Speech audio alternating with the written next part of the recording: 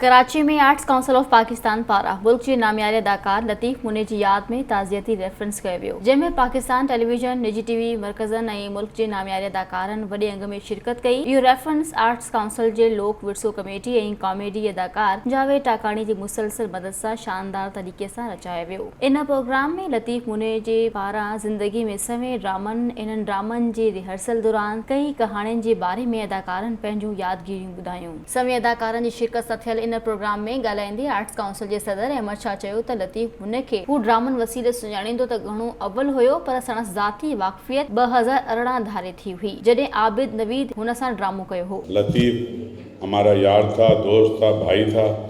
आबिद भाई ने ज़्यादा हमसे कुर्बत कराई थी। आखिरी ड्रामे में भी आबिद ने उनको वो किया था, और जो कुछ भी आर्ट्स काउंसिल से खिदमत हो सकती थी, आपको पता ही है कि आर्ट्स काउंसिल ने बीमारी में, तकलीफ़ में भी उनकी की। बहुत ही शानदार आर्टिस्ट थे, और वो जितने अच्छे आर्टिस्ट थे, चाहे उनकी टीवी का काम हो, चाहे वो थिएटर पे हो, चाहे वो फिल्म में हो, उन्होंने एक बड़ा नाम हर शोबे में कमाया।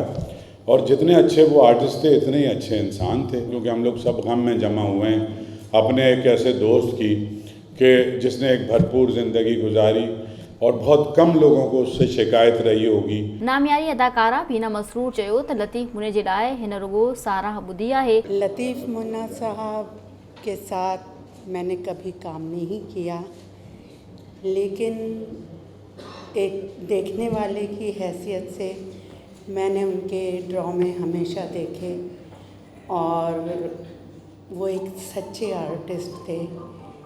वो बहुत उनसे मुलाकात होती थी टीवी के कॉरिडोर्स में, आते जाते मैं अपने प्लेस के लिए आती जाती थी, तो उनसे मुलाकात होती रहती थी अक्सर। तो बहुत मोहब्बत शफ़क़त से वो मिलते थे। किसी ने कहा कि वो आंखें झुका के बात करते थे, तो उनका वही अंदाज़ होता था। बहुत सिंधी में चवंदा आहिनि त निवड़त उन्हनि में तमामु घणी हुई, तमामु घणा मासूम लॻंदा हुया। चेहरे में ही ॾिसंदो त उन तव्हांखे फील थींदो उनजी सचाई ऐं मासूमियत। आबिद नवीद चयो त शानदार अदाकार सां गॾु ज़बरदस्त माण्हू पिणु हुयो। हुन ॿुधायो त कंहिं चलचित्र प्रोग्रामनि में हुननि गॾिजी कमु कयो हो। पीटीवी जे सीनियर प्रोड्यूसर अमजद शाह चयो त हिकु सधोरे माण्हू खे यादि करण बि सवाब जो कमु आहे। मुझे पहली दफ़ा लतीफ़ मुन्ना साहब से ये पता चला कि आर्टिस्ट उस किरदार को बड़ा करता है या छोटा करता है।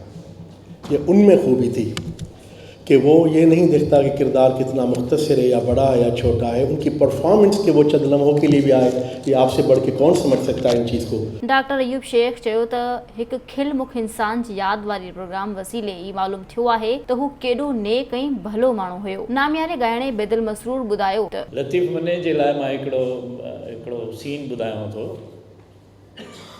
ऐं लाजवाब क़िस्म जी हिकिड़ी ॻाल्हि आहे। थोरी ईअं सम्झो त रिडिकुलस भी है, पर उहा ॻाल्हि मां सम्झां तो लतीफ़ मुन्ने जे इन कैरेक्टर खे अञा वधाए छॾे थी। ईद थी वई, ड्रामो हो 2 क़िस्तनि जो, यारो अहमद शाह हुनखे लिखियो। तो उन ड्रामे जी कहाणी कुझु ईअं हुई, हुनखे एक्टर जो, हिकिड़े आर्टिस्ट खे एक्टर जो शौक़ु थींदो आहे। लतीफ़ मुन्नो हुनखे एक्टर हुजण जो शौक़ु थींदो आहे, घरां भॼी वेंदो आहे। घरां भॼी वेंदो आहे, कराची अची ठगा कंदो आहे। कराचीअ में कंहिं स्टूडियो में हुनखे का अदाकारी मिली वेंदी आहे। हुनजो पीउ हूंदो आहे नूर लाशारी। आख़िरकार ड्रामे जी जेका हिकिड़ी क़िस्त गुज़री वई, ॻोल्हे पीउ ॻोल्हे, माउ रोए, पाड़े वारा अलाए काॾे वियो छोरो, अलाए छा शौक़ में, अलाए छा बहरहाल हिकिड़ी क़िस्त पूरी थी वई, ॿी क़िस्त पूरी थियण वारी आहे। हाणे एंड कीअं आहे त हू हुनखे चवंदा त हा असां ॾिठोसीं, हीअ हिते लालू खेत में रहंदो हो, हुते हाणे कंहिं स्टूडियो में वियो थी, हुते वञी ॾिसे अचे थो स्टूडियो में। हाणे स्टूडियो में जॾहिं हीअ अचे थो, सीन हले थी, रिकॉर्ड पई थिए। हाणे बेदिल मसरूर हुनजो प्रोड्यूसर आहे मथे। असां अरेंज कयोसीं ईअं ई, ॾाढो ख़राबु नमूने अरेंज कयोसीं त भले बेहूदो थी वञे, पर थिए सही। साईं नूर लाशारी आहे, सेट ते बीठो हुजे, ब करे ड्रामो त बसि ईअं वाह जेको थींदो आहे। बहरहाल हुनखे वठी निकिरी हलियो। डायरेक्टर प्रोड्यूसर मथो फाटी पियो, चए मुसीबत थी वई, ॾाढो छा थियो। हाणे थोरी देरि में हिनखे नूर लाशारी खे ख़्यालु थियो त यार मुन्नो आर्टिस्ट आहे सुठो, हाणे मां कीअं परचायां हुनखे। कराची जे लियारी में ॼमंदड़ लतीफ़ मुन्नू, जंहिं पंहिंजी अदाकारी जा जौहर सिंधी तोड़े उर्दू ड्रामनि में ॾेखारिया, तंहिंजी स्वभाव, अख़लाक़ ऐं दिलेरी जे बारे में इन खां अॻु कॾहिं बि ख़बर कान पवे हा जे इहे प्रोग्राम न थियनि हा। इन मौक़े ते ॻाल्हाइण वारनि में नामियारा कॉमेडियन अली गुल मला, सोराब सुमरो, नसरीन नाज़, नज़मा काविश, हमीद भुट्टो। लतीफ़ मुन्नो साहब तमामु वॾो कलाकार, तमामु वॾो इंसान, जेको असां खां जुदा थी वियो आहे। हिन दौर जो हिकिड़ो फ़नकार त हो पर अज़ीम इंसान बि तमामु वॾो हो। असां हिकिड़ो ड्रामो कयूं पिया त लतीफ़ साहब खे निमाज़ जो जंहिंमहिल टाइम ईंदो त उहो शूटिंग अध में छॾे हलियो वेंदो। निमाज़ जो एॾो हुयो त हुन मूंखे बि आदी कयो निमाज़ जो। लतीफ़ मुनो असांखे घणो कुझु सेखारियो आहे। इन मां असांखे सबक़ु मिलियो त वॾो अदाकार तॾहिं थी सघे थो जॾहिं उन में निवड़त हूंदी ऐं जॾहिं उन में फ़ख़्रु न हूंदो ऐं अलाह से हुनखे जन्नत में ॼाणींदो। मुंहिंजे लाइ इहा वॾी ॻाल्हि हुई जेके असां नंढे लाइ खां ॾिसंदा हुआसीं PTV ते ऐं उहो मुंहिंजी डायरेक्शन में कमु करे ॾाढो सुठे नमूने सां हुननि कमु कयो। वरी हल त दुबई हलूं फिल्म ठाहीसीं अली गुल ऐं असां ॿिनी। उन में अली गुल जे पीउ जो कैरेक्टर हूंदो आहे उन्हनि जो। त अली गुल खे कुकुड़ हूंदो आहे कच्छ में त हुनखे चवंदो आहे ओ भाउ मूंखे कुकुड़ तोखां वधीक प्यारो अथई। त लतीफ़ मुनो साहिबु हल्की हुनखे चवंदो आहे हा इहो माणे जो मुड़ुसु आहे नी। सो एॾा एक्स्ट्रा डायलॉग आहे स्क्रिप्ट में न हुया पर उनखे अची वेंदा। मां उन्हनि खे चयो त जेको अचेव लतीफ़ मुनो साहिबु तव्हां चई ॾिजो। लतीफ़ साहब के साथ मेरा न साल का न 2 साल का 30-35 साल का साथ है और मैं समझती हूँ कि शायद कोई ऐसी आर्टिस्ट होगी जिन्होंने लतीफ़ साहब के साथ इतना काम किया होगा। मैं हर ड्रामे में उनके साथ। लतीफ़ मुन्ना साहब के साथ स्टेज पे भी काम किया है और टेलीविज़न पे भी कुछ ड्रामे थे जो PTV के थे और KTN और सिन TV के थे।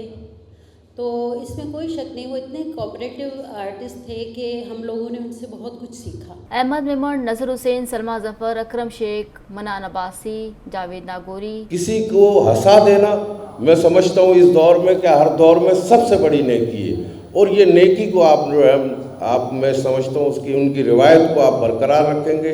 मैं आर्ट्स कौंसिल के तमाम दोस्तों का शुक्रिया अदा करता हूँ कि आज मेरे लिए खुशी है, मेरे लिए डबल खुशी है कि मेरे इलाके का मेरा पड़ोसी और मेरे सिंध का फनकार था लेकिन पूरी दुनिया में जाना पहचाना जाता था। आबिद नवीद, अल्ताफ सुमरो, रिजवान साबिर, यूनस मेमन, आसिफ मुगल, वकार लतीफ़, बशीर लतीफ़, इमरान चांडिया पर शिरकत कई।